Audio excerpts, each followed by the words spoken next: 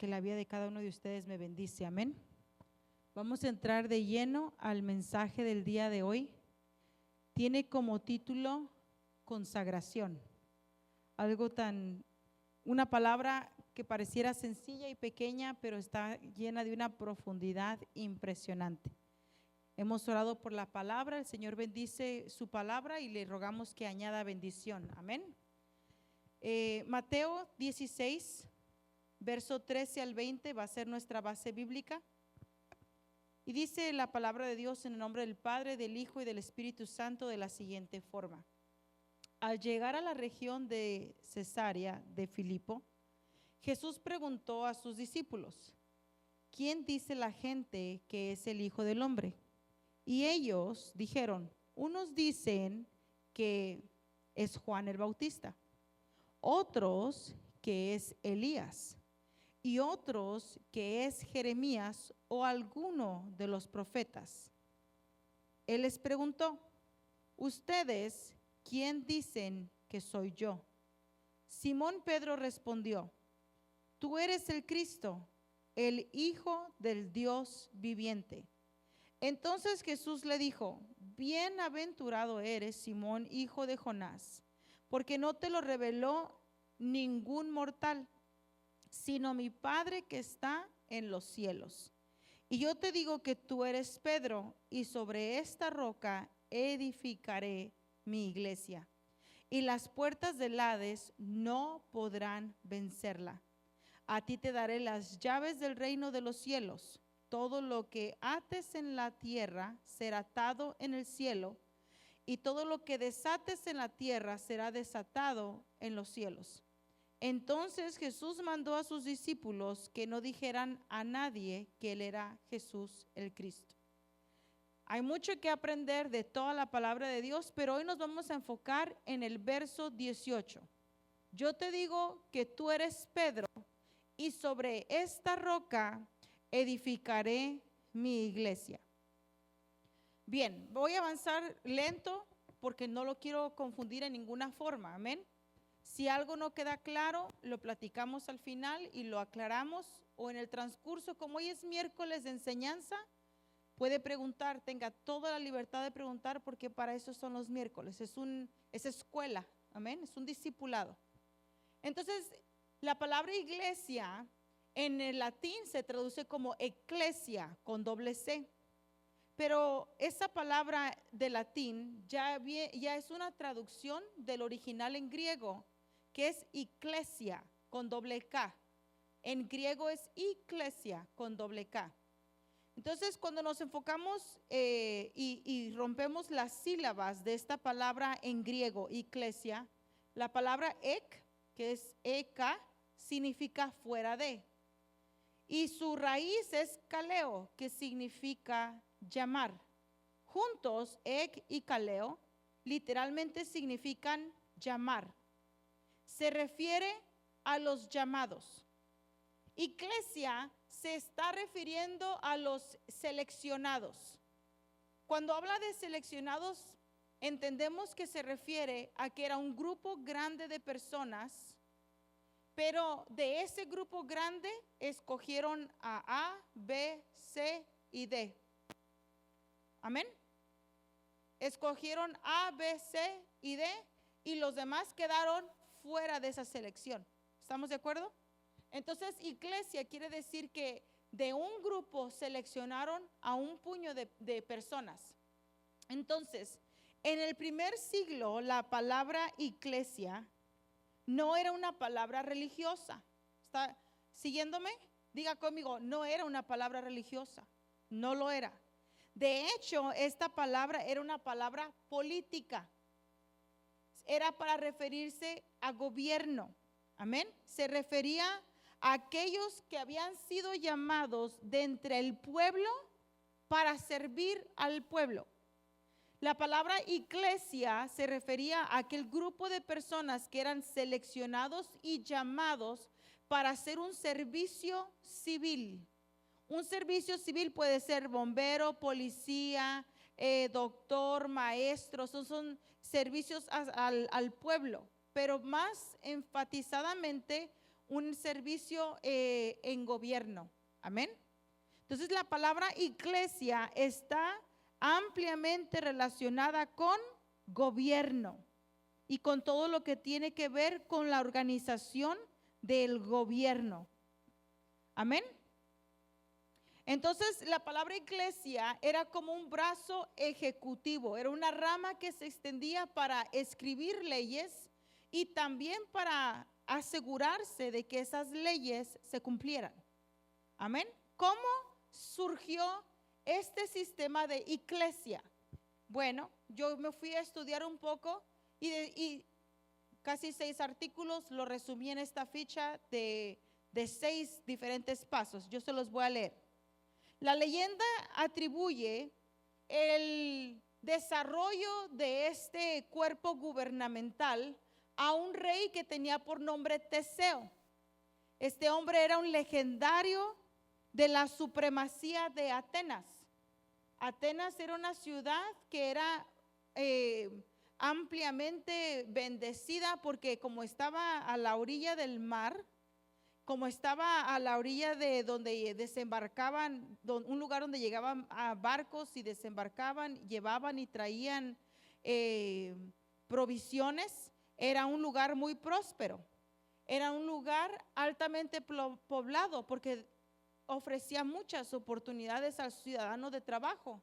Era tanta la expansión que estaban experimentando que se vieron en la necesidad de desarrollar un sistema de gobierno que funcionara para ellos. Amén. Entonces, Atenas fue evolucionando desde el siglo 8 antes de Cristo. Primero, su evolución fue con un gobierno que se le llama oligarquía. Oligarquía quiere decir gobierno de pocos. En este gobierno de pocos mandaba el rey y el rey tenía sus delegados. Si usted fue a la escuela y estudió un poco de historia o ha visto películas, se va a enterar de que el rey tenía, por ejemplo, no recuerdo yo los nombres de las definiciones de los delegados, pero eran muy pocos. Amén. El rey le daba gobierno a uno para que gobernara sobre una ciudad y después gobernaba sobre diferentes ciudades y ponía delegados en cada ciudad. Y cada ciudad tenía su propio sistema de religión y todos le rendían cuentas al rey. Tanto el pueblo le pagaba limosnas y diezmos y ofrendas a la iglesia y la iglesia se las pagaba al rey y es todo un sistema político. Amén. Pero se dieron cuenta que esta oligarquía no estaba trabajando. Poco a poco transicionó a un sistema de gobierno democrático, o sea, un gobierno compuesto por todo el pueblo. El pueblo opina que sí se puede hacer y que no se puede hacer. Versus antes solo se hacía lo que el rey decía. Amén. Bueno, en un principio gobernaba el rey y él dirigía todos sus asuntos políticos y militares, asistido por un grupo de personas que se les conocía como areópagos. Este areópago era un consejo de nobles, esa es la palabra que yo estaba buscando, era un consejo de nobles con amplios poderes, especialmente en la justicia. Entonces el rey tenía nobles y a los nobles les daba poder, autoridad para que fueran e hicieran justicia, pero la única justicia que ellos practicaban era la propia. Amén. Lo que ellos buscaban era expandirse adquiriendo territorios y enriquecerse a causa del gran trabajo que hacían los ciudadanos. Entonces este consejo de nobles se extendía a otro grupo, a una institución más que estaba representada por una clase privilegiada. Entonces el pueblo no le gustó que el único que ganaba en este sistema de gobierno era el rey y los nobles, y se empezó a rebelar el pueblo. Los nobles tuvieron una gran idea y le dijeron al rey: ¿por qué no hacemos una reforma? Una reforma en donde ya no seamos un gobierno elárquico y nos convirtamos en un gobierno democrático y el rey estuvo en ese entonces de acuerdo. Entonces, en esta reforma decidieron eliminar el pagar deudas con esclavos. Por ejemplo, tú me debes dinero a mí, porque me debes dinero, yo tengo todo el derecho de quitarte tus hijos y convertirlos en mis esclavos hasta que termines de pagarme la deuda. Entonces, en esta reforma decidieron eliminar ese decreto y empezaron así consecutivamente a eliminar decretos para que el pueblo bajara en su ira y se siguiera sujetando al mandato del rey. Amén. Entonces, en este nuevo sistema de gobierno se ve de la siguiente forma. En el año 510, en la ciudad de Atenas, revolucionó el sistema político. ¿Cómo se miraba esto? Bueno, el arconato era integrado por 10 arcontes. Estos 10 arcontes se dedicaban a funciones administrativas y también dirigían el ejército de esa ciudad. Existía también el consejo del bule. Este estaba integrado por 500 miembros. Estos 500 hombres redactaban leyes, controlaban todos los magistrados y se encargaban de la política exterior. También existía una asamblea popular y a esta asamblea popular le nombraron eclesia. Esta asamblea popular estaba integrada por los ciudadanos atenienses que eran mayores de 20 años.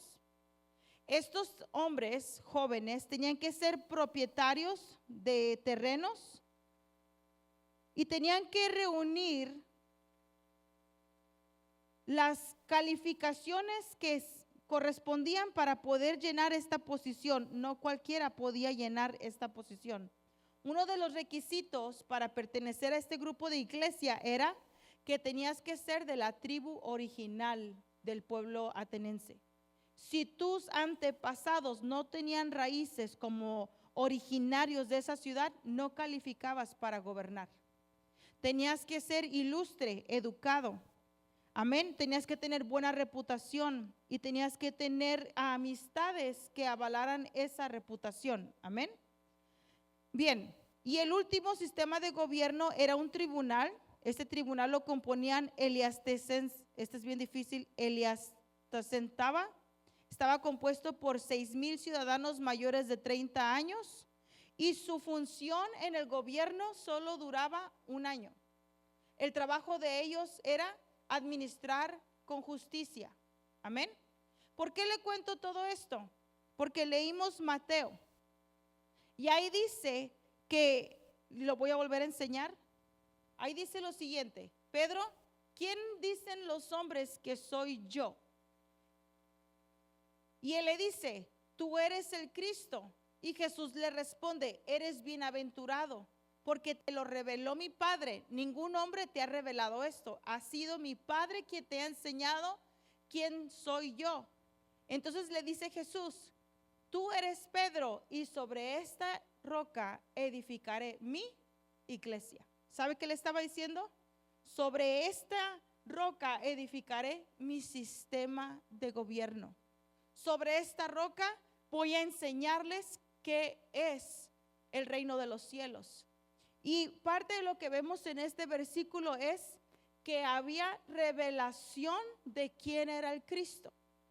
Amén. Bajo ese principio de la revelación de quién es el Hijo de Dios, es que se va a establecer el reino en ustedes. Este gobierno celestial se va a establecer en sus corazones a través de la revelación de quién es Jesús y qué es el reino. Amén. Entonces, con esta base entendemos que la palabra iglesia se está refiriendo a un sistema de gobierno. Si estamos hablando de reino terrenal, hay un sistema de leyes en la tierra. Y si estamos hablando del reino celestial, entendemos que en el reino de los cielos hay un gobierno. Entonces, en la antigua Grecia, en el año 621, la iglesia era un grupo de personas seleccionadas que se reunían periódicamente para debatir y decidir sobre los asuntos civiles. Esta práctica se ha prolongado hasta el día de hoy, porque ahora, por ejemplo, Estados Unidos está bajo un gobierno democrático. Amén. Es un gobierno que es dirigido por el pueblo. Ahora, hay gente que dice, pero esas son dos cosas diferentes. Eso es política y nosotros somos la iglesia. Son dos cosas diferentes. Es lo mismo. Porque hay personas que menosprecian la iglesia pensando que porque la iglesia ha diluido su identidad y ha disminuido en poder y autoridad, ha dejado de ser lo que es en los ojos de Dios, y no es así.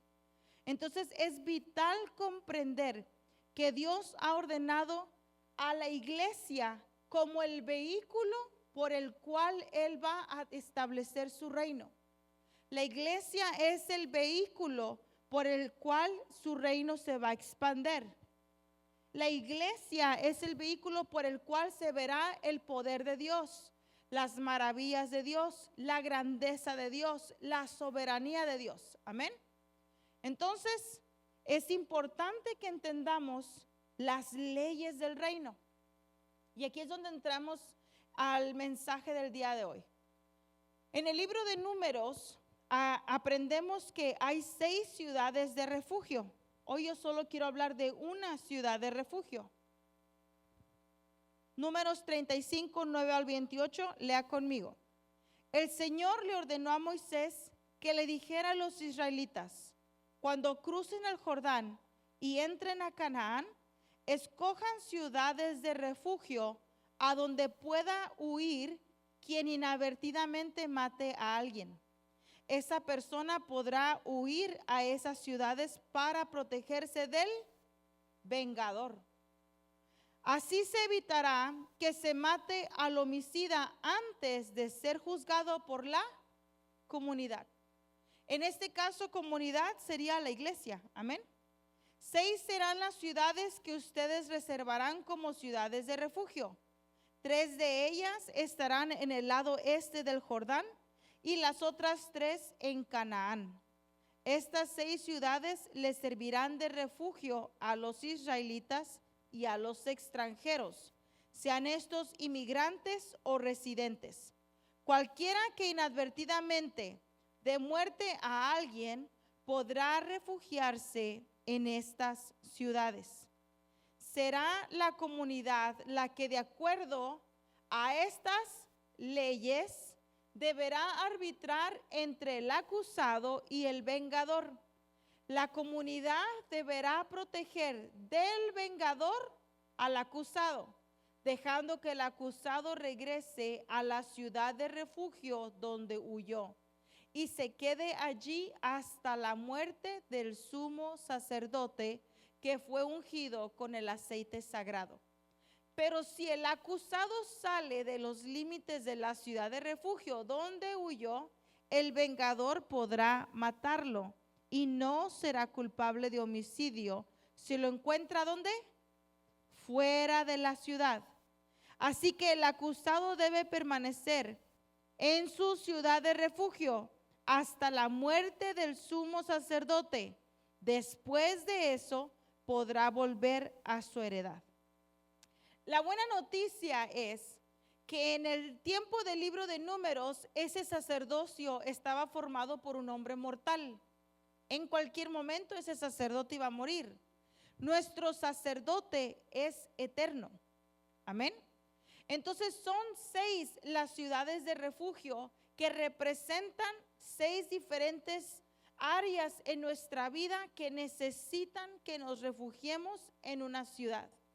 Nuestra ciudad amurallada es Cristo. Amén. Él es nuestra ciudad de refugio. Entonces, aquí dice que si inadvertidamente le quita la vida a alguien, va a ir detrás de él el vengador. La única forma para que el vengador no lo alcance es que se refugie en una de estas ciudades. Entonces yo quiero hablarte de una ciudad que todos nos urge correr a ella. Es la ciudad de Cedes. Cedes en español, pero en hebreo se dice Kedesh. Espero estarlo diciendo bien. Es la palabra 6943 que se traduce como santuario. Pero tiene ahí otra traducción que es la 6942 Kadash, que quiere decir hacer, pronunciar u observar. Pero me llama la atención las siguientes definiciones porque es como limpio, apartar, es celebrar, consagrar, dedicar, preparar, prometer, purificar, santificar, santo, señalar. Yo me quiero quedar con solo un par de estas que es como limpio, consagrar, purificar. Amén. Que es lo mismo a santificar. Me quiero quedar aquí. Entonces dice que si la persona cometió un pecado y está huyendo por protección, tiene que correr a sedes, que quiere decir consagrarse. Quiere decir que tiene que correr a sedes, que quiere decir limpiarse, que quiere decir purificarse. Entonces, si quiero que el vengador deje de alcanzar mi vida, necesito empezar a limpiarme. El alma que no está limpia es una alma que experimenta pobreza, pobreza mental, pobreza espiritual, pobreza física, es pobreza, y lo vamos a ir viendo en unos minutos.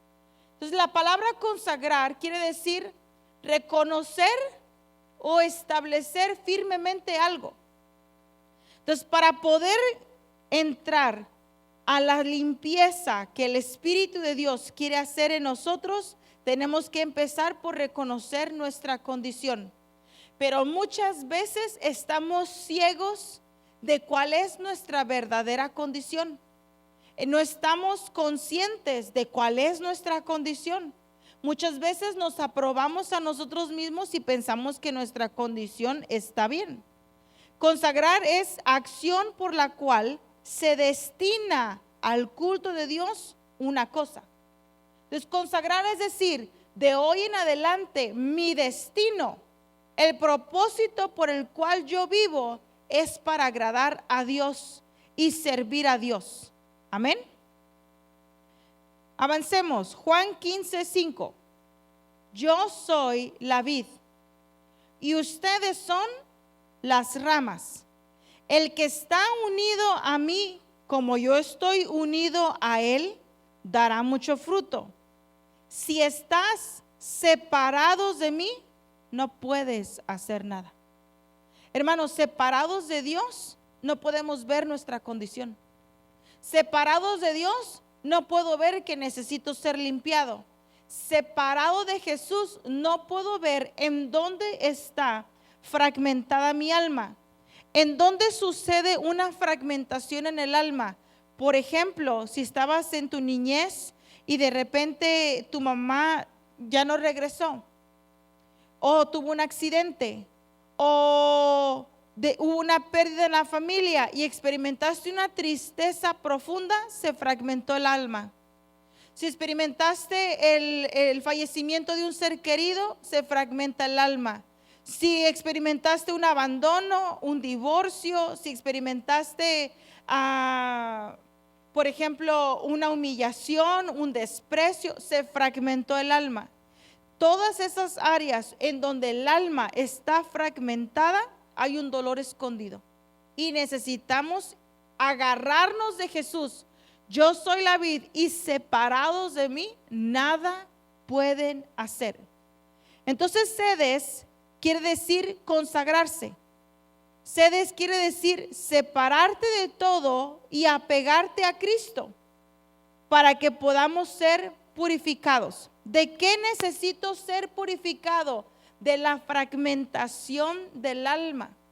¿Cómo sé si el alma está fragmentada? Me ofendo fácilmente, me irrito fácilmente, me desanimo fácilmente, me debilito fácilmente, debato en dos pensamientos, se me facilita pensar mal de alguien, se me facilita brincar a conclusiones, pero siempre esas conclusiones son negativas. El alma entonces está fragmentada. Amén. Salmo 139 del 23 al 24 dice lo siguiente: examíname, oh Dios, y conoce mi corazón. Pruébame y conoce mis pensamientos. Y si hay en mi camino perversidad, y guíame en el camino eterno. Léalo conmigo una vez más. Examíname, oh Dios, y conoce mi corazón. Pruébame y conoce mis pensamientos, y ve si hay en mí perversidad. Guíame en el camino eterno. David, esa era su oración. Dios, examíname. ¿En dónde está mi alma fragmentada? ¿En dónde está mi alma doliente? ¿En dónde está mi alma herida? ¿En dónde está mi alma sin poder moverse? Porque hay partes de nuestra alma que quedaron sin poder recuperarse. Y necesitamos que el alma sea íntegra. ¿Sabe por qué? Porque hay un pasaje en la Biblia que dice, y lo voy a leer ahorita y regresamos a esta ficha. Tercera de Juan 2:4 dice lo siguiente: amado, yo deseo que tú seas prosperado en todas las cosas y que tengas, ¿qué? Salud, así como prospera tú. Entonces, si no hay salud, es porque ¿qué está fragmentado? El alma. Pues mucho me regocijé cuando vieron los hermanos, perdón, estoy leyendo mal. Pues mucho me regocijé cuando vinieron los hermanos y me dieron testimonio de tu verdad. Ahorita vamos a regresar aquí, solo me adelanté un poco. Entonces, ¿qué es lo que quiere Dios? Prosperarnos. ¿Cómo vamos a prosperar? Conforme prospera el alma. Y si entonces el alma está teniendo dificultad, está fragmentada y necesita ayuda. En esa área de tu vida es necesario que tú te detengas, que yo me detenga y le pregunte al Espíritu Santo en dónde está el problema. Amén. Entonces, cuando le preguntamos a Dios que revele el origen de nuestra condición, para ser purificados, no para quedarnos en esa condición, para ser limpios. Amén. Queremos la limpieza para alcanzar la sanidad, para alcanzar la libertad, para alcanzar la estatura del varón perfecto. Entonces, lo primero que Dios va a hacer es revelarnos la iniquidad. ¿Cuál es la iniquidad? Cuando ya nos reveló cuál es la iniquidad, va a revelar cuál es la maldad que le abrió la puerta a esa iniquidad. Nos va a revelar cuál fue el pecado que se hizo y nos va a revelar la enfermedad que está produciendo ese pecado. Amén. Porque una alma herida, una alma traumada, una alma fragmentada está enferma y padece de pobreza. No prospera en nada.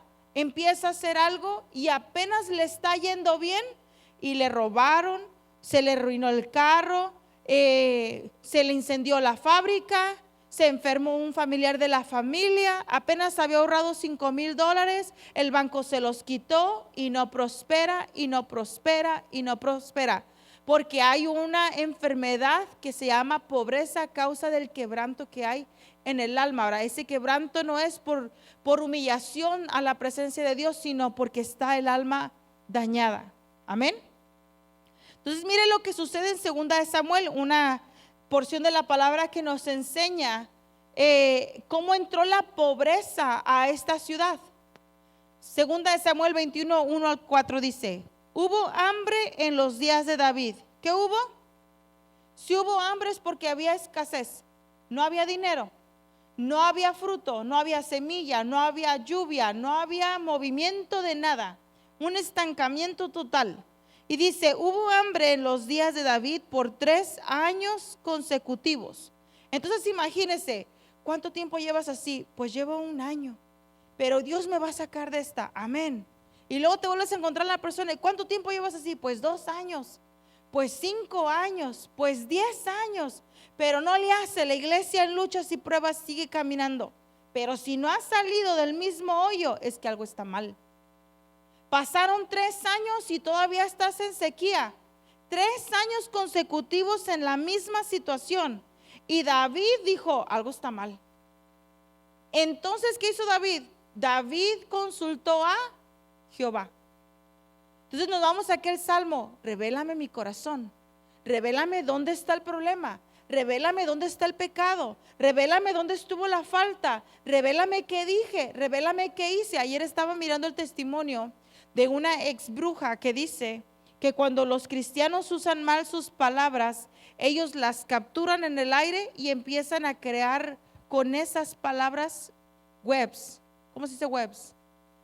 Telarañas, para que el cristiano se empiece a enredar en sus propias palabras. ¿Y han visto cómo las moscas se enredan, cómo las arañas se enredan las moscas? Para que el cristiano quede inmóvil.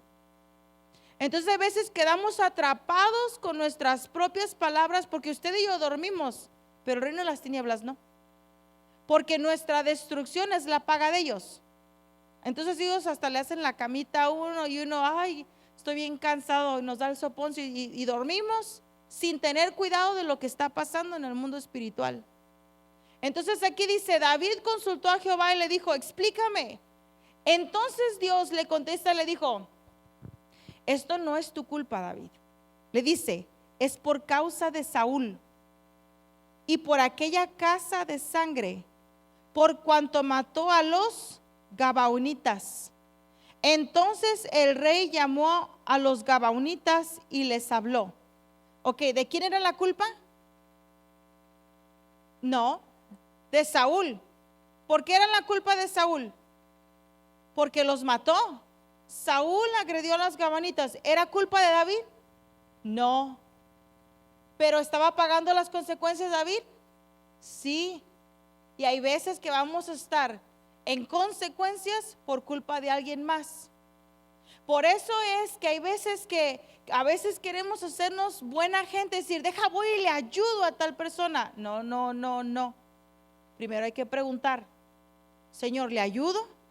¿O está esta persona en un trato? Aquí ha venido gente, hermanos, que nos ha pedido ayuda y les hemos tenido que decir no.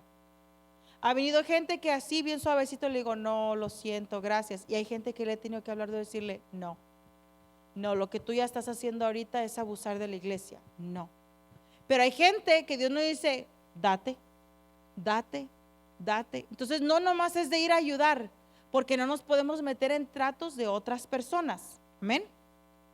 Entonces por causa de Saúl, entonces el rey llamó a los Gabaonitas y les habló. Los Gabaonitas no eran de los hijos de Israel. Mire, usted dice, es que Dios me va a hacer a mi justicia porque yo solo soy hija de Dios y ellos, Dios no se ocupa de ellos.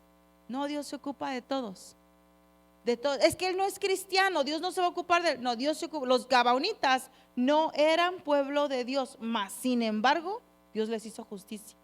Entonces a veces decimos, es que este es impío, yo soy cristiano, yo puedo hacer lo que yo quiera. No, Dios cuida de su creación. No es un Dios injusto. Entonces los Gabaonitas no eran de los hijos de Israel, sino del resto de los amorreos, enemigos de Dios, a los cuales los hijos de Israel habían hecho un juramento, pero Saúl había procurado matarlos en su celo por los hijos de Israel y de Judá. Dijo pues David a los Gabaonitas, ¿qué haré por vosotros?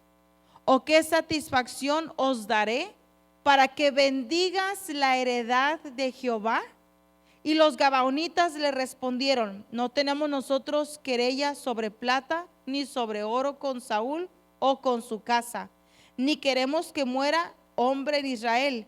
Y él les dijo, lo que vosotros dijeres, eso haré. Si usted quiere saber el resto de lo que sucede, lo puede leer, 2 Samuel. Solo quiero quedarme aquí. Necesitamos indagar, Señor, ya tengo en este problema un año, ¿qué está pasando aquí? Contéstanos, ¿por qué no estamos avanzando? ¿Cuál es el problema? ¿Qué es lo que provocó esta situación? ¿Qué es lo que tengo que hacer para solucionarlo? Señor, hoy vengo a tocar, dice que el que pide y al que busca y al que pide, entonces empecemos a pedir, necesito guianza. Necesito revelación, necesito que me hables, necesito que me muestres en dónde se fragmentó mi alma que no prospera, en dónde se trazó una línea que detuvo la prosperidad, porque tener mucho dinero en el banco no es prosperidad, la prosperidad está en el alma, amén. Entonces, cuando el alma es próspera, todas tus demás finanzas se van a alinear a esa prosperidad. Pero primero necesitamos entrar a la santificación. Necesitamos entrar a la purificación. ¿Por qué le digo eso? Porque mire lo que dice Primera de Juan 1, verso 7. Pero si vivimos en la luz, así como Él está en la luz, tenemos comunión unos con otros. Y mire la parte B. Y la sangre de su Hijo Jesucristo nos limpia de todo pecado. Cuando el alma está fragmentada, cuando el alma está herida, no quiere convivir con los hijos de Dios. No quiere convivir con la iglesia. No quiere convivir con nada que tenga que ver con la iglesia. Le encuentra un desprecio. Entonces no está pegado a la luz que es Cristo. Entonces hay que buscar la raíz. ¿Por qué no quiere ir a la iglesia? ¿Por qué le tiene tanto desprecio a la iglesia, que es el sistema de gobierno de Dios? ¿Por qué le tiene tanto rechazo a lo establecido por Dios? ¿Verdad? Entonces, si no ama a su hermano y si no tiene comunión con los hermanos, es que no hay luz. Y si no hay luz, no puede ser ¿qué? Limpio. Ahora entiendo, hermanos, yo leyendo esta palabra decía, ahora entiendo por qué dice la palabra que a través de diversas pruebas es necesario que seamos perfeccionados. No es que Dios nos quiera llevar de prueba en prueba, es de que a veces somos duros de corazón y decimos, pues sí lo perdono, pero no olvido. Y aquí me siento en este caballo de orgullo, ¿verdad? Aquí me quedo. Entonces no está viendo la luz, no quiere ser limpio. Entonces al triturador, ¿verdad? Que se le tritura el corazón. ¿Cuál es la razón de eso? Que el corazón se ablande, que el corazón se preste, que el corazón se doblegue. Porque mire, antes de entrar a Canaán, Israel tuvo que pasar por el Jordán. ¿Y qué quiere decir el Jordán? Humillación. Si no hay humillación, no hay limpieza.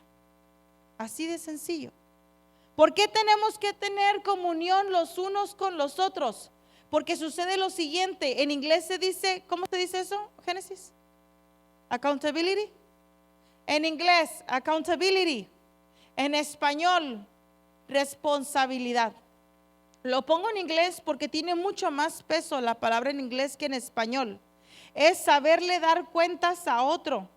Es tener responsabilidad por las acciones. Mire, ayer estaba hablando con una maestra en la mañana, nos estábamos poniendo de acuerdo de cómo trabajar con los estudiantes. Entonces hay un estudiante que me llena el jarrito de piedritas porque me desespera. Entonces yo le dije, este estudiante a veces la verdad que me desespera, pero yo expresé mi frustración.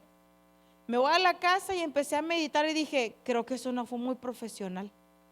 No estuvo bien como lo dije. Entonces hoy que me reuní con ella, porque me reúno con ella 2 veces a la semana, le dije, estuve meditando nuestra conversación del día de ayer y quiero reconocer que las palabras que usé fueron incorrectas. Éticamente estuvo incorrecto que yo expresara mi frustración y quiero pedirte una disculpa.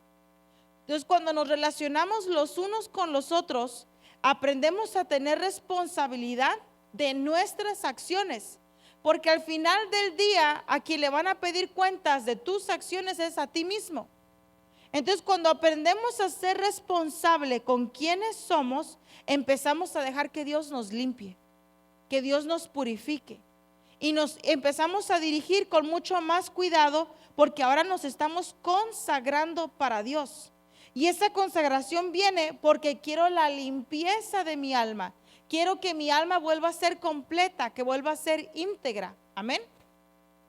Entonces, cuando convivo con los hermanos, estamos obligados a ser responsables por nuestras acciones, reacciones y comportamiento.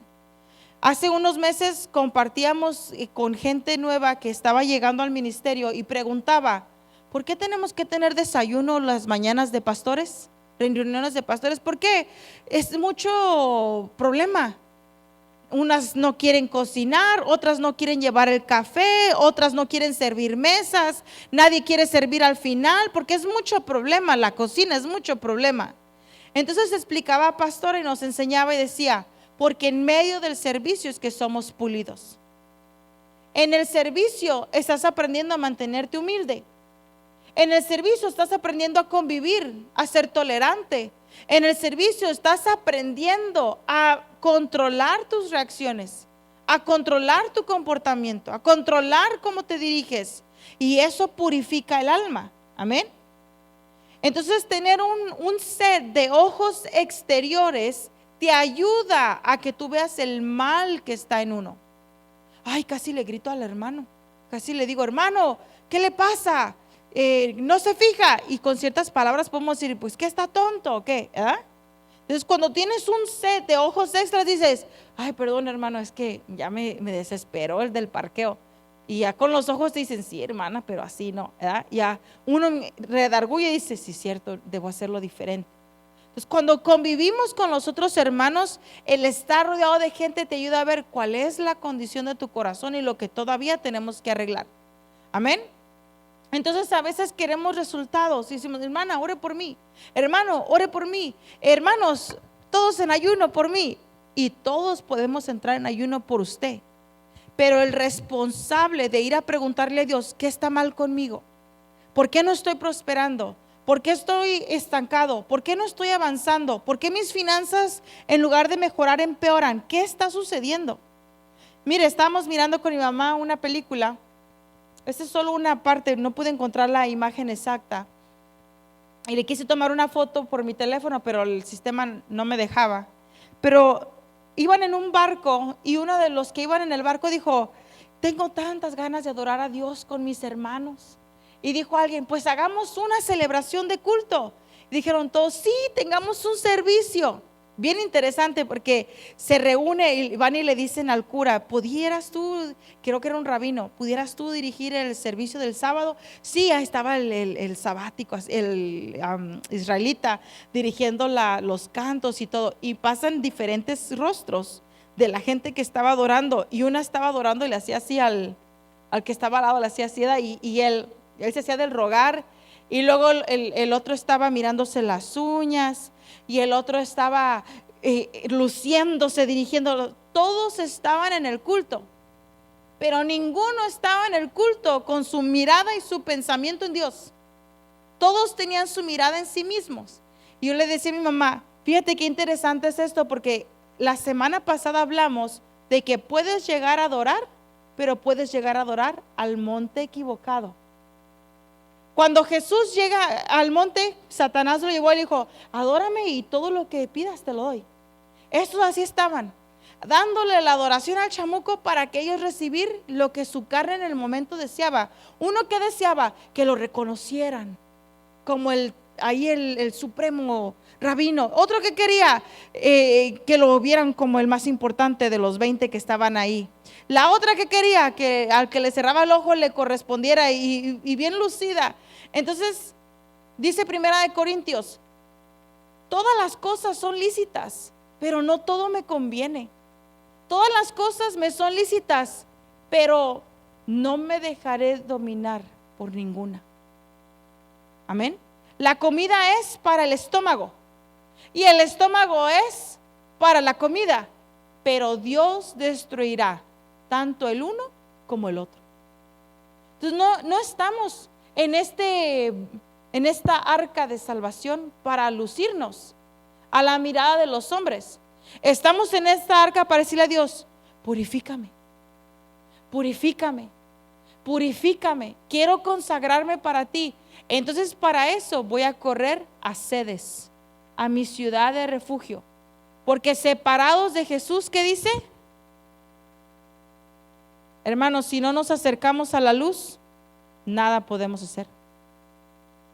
Si no nos abrazamos de la luz, nada podemos hacer. Si no nos anclamos en Jesús, nada podemos hacer. Amén. Entonces vamos a orar. Es un buen tiempo para orar y pedirle a Dios, Señor, yo necesito detenerme en este caminar y empezar a hacer lo que David hizo. ¿En dónde está nuestro mal? ¿Por qué hay tanta sequía? Amén. Vamos a orar. Padre bueno, en esta hora te doy gracias por tu palabra. Señor del cielo, sabemos que tú has establecido la iglesia, Dios, un sistema de gobierno para que en esos asuntos legales que están pendientes sean saldados a través de la justificación de Cristo Jesús. Yo te ruego en esta hora, Señor, que abras nuestros ojos para que podamos entender nuestra situación. Te pedimos, Espíritu de Dios, que nos reveles en dónde está la iniquidad, cuál fue la maldad que le abrió la puerta, cuál fue el pecado que funcionó como vehículo para que viniera la calamidad, la pobreza, la desgracia. Muéstranos cuál es la enfermedad que ha causado nuestra alma, Espíritu Santo, para que podamos ponernos a cuentas. En el nombre de Cristo Jesús pedimos que tú nos hables y nos reveles tu perfecta solución a esta situación que estamos experimentando. Si es enfermedad tras enfermedad, muéstranos cuál es la causa. Si es la economía, muéstranos cuál es la causa. Si es sequía espiritual, muéstranos cuál es la causa. Si es desinterés a los caminos tuyos, muéstranos qué está causando que yo tenga rechazo, que me rehúse a rendirme, a consagrarme a ti. Muestra la condición de mi corazón para que yo entienda lo que debo arreglar. Así como le hablaste a David y le enseñaste tú, Señor, cuál era la raíz de la sequía, así muéstranos cuál es la raíz de nuestro problema y permite, Señor, que con la sabiduría que nos dé tu Espíritu Santo podamos saldar toda legalidad y que ninguna cosa venga detrás de nosotros en el nombre de Jesús, para que prospere, Señor, todo nuestro ser al ser sanada nuestra alma. En el nombre de Jesús yo oro por tu pueblo en esta hora y te pido que seas tú inquietando el corazón, que esta palabra entre a lo profundo de los huesos y quede, Señor, latiente en sus mentes y en sus corazones, y no la suelten, Señor, hasta el día que tú vengas. Estemos en esa búsqueda constante de limpieza, de consagración, de apartarnos para ti, Señor.